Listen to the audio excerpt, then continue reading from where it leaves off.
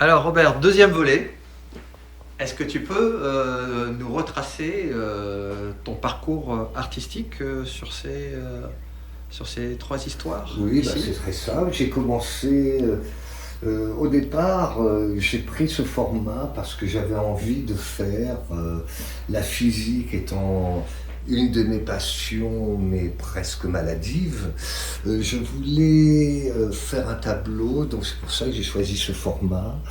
Mais comme j'étais pas sûr de ce que j'allais obtenir, je voulais faire un très grand tableau de ce qu'on appelle l'entanglement, je sais pas comment on dit ça en français, de deux particules, c'est-à-dire deux particules qui sont deux extrémités opposées de l'univers, mais qui connectent automatiquement, instantanément. Donc ça voyage plus vite que la lumière. C'était mon idée.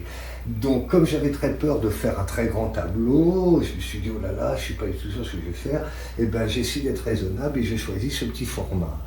Et puis en réalité, quand j'ai fait ce tableau qui était relativement réussi, j'ai trouvé que c'était plat, j'arrivais pas à transcrire cette extraordinaire découverte de la physique moderne. Donc c'est l'avantage de la peinture à l'huile. La peinture à l'huile, c'est que, je ne sais pas comment on dit en français, c'est très forgiving.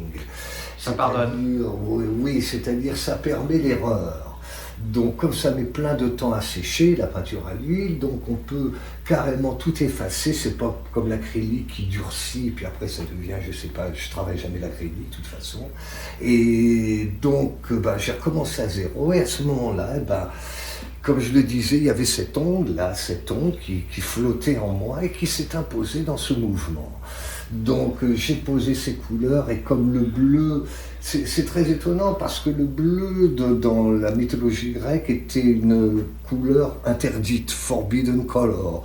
Je ne sais pas pourquoi, je ne peux pas comprendre, alors que les Grecs nous ont illuminés de leur immense intelligence. Je ne comprends pas pourquoi le bleu, voilà, ici le ciel bleu, le bleu c'est une couleur essentielle, et donc j'adore harmoniser différentes teintes de bleu. Donc ici, il y a un bleu qu'on appelle céruléen, avec lequel on fait généralement le ciel. Et puis ici, le magnifique bleu aquamarine, qu'a tellement utilisé, mais lui, il a la recette secrète, Yves Klein, le fameux bleu de Yves Klein. Donc c'est pas le bleu de Yves Klein. Comment oser tenter de copier le bleu de Yves Klein? Il faut être un crétin. Donc je ne vais pas m'humilier à essayer de copier l'incomparable Yves Klein. Donc là-dessus, j'ai trouvé une frustration. Parce que subitement, ça a été une découverte, j'ai eu la révélation de cette onde de choc, que je peux, du moins pas cette onde de choc, cette lame de fond, cette onde qui flottait en moi, je la voyais là, et j'ai trouvé une grande frustration, donc j'ai trouvé le besoin de la faire, de retourner à l'idée originelle, un grand tableau. Donc j'ai été là où ils font les toiles, juste en bas de la maison, et j'ai découvert cette toile que quelqu'un avait commandée.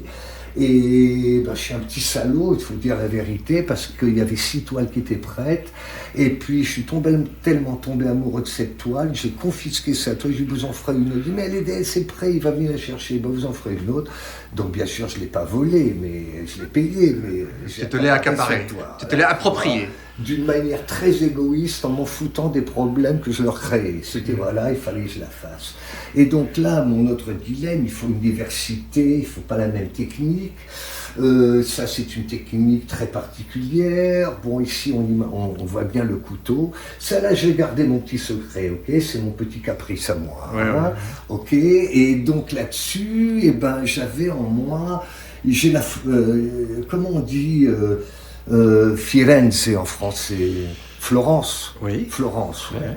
Et donc les couleurs de Florence s'imposaient en moi. Il y avait du Raphaël, ok, je sais qu'il y a les bleus de Raphaël, mais il y a les rouges particuliers de Raphaël. Donc j'avais les couleurs de Fra Angelico qui flottaient en moi, tout ça. Et donc à ce moment-là, j'ai été vers mon Bouddha derrière moi, là, mon tanka, là, et voilà, les couleurs se sont imposées, ce rouge et cet or. La seule différence, c'est que cet or était un petit peu triste à mes yeux. Il manquait de peps, comme on dit. Je ne sais pas comment on dit ça. Peps, paf, comme ça. Ouais, ouais. Et donc j'ai choisi un jaune citron et à l'intérieur j'ai fait introduire donc le rouge originel, voilà. Et donc c'est la même onde qui flotte, représentée différemment, mais il y a encore ce même mouvement. Et puis, voilà, je voulais m'arrêter là. Et puis, comme je le disais précédemment, mon ami Axel qui filme, un très grand ami à moi dont je cacherai le nom, m'a, disons, rassuré parce que j'ai dit que j'avais un dilemme, je crevais d'envie d'en faire un autre. Il me dit, mais si tu as désir, c'est que c'est sincère, donc si tu le fais avec toute ta sincérité, tu vas y arriver. Donc là, je célèbre la nuit et la danse des vagues en pleine nuit, voilà, donc une danse sarabandienne encore. Tout ça, c'est une sarabande avec différentes expressions. La sarabande de la danse, donc ici c'est Dancing Wave, ici c'est l'escapade florentine, mais c'est toujours la même sarabande, et ici c'est la sarabande tout court. Hein. On commence avec l'original à droite, et puis voilà, les fluctuations que ça amène. Et donc je suis encore tenté, je l'avoue, moi qui déteste faire ça, mais je crois que je crève d'envie d'en faire 2-3 autres. Je ne sais pas du tout les couleurs que je vais y mettre, j'ai aucune idée. Il faut se laisser aller, et fermer les yeux, et puis à un moment donné, boum, ça va naître, voilà. Voilà pour la petite histoire. 3 belles petites histoires. Merci. Merci Robert.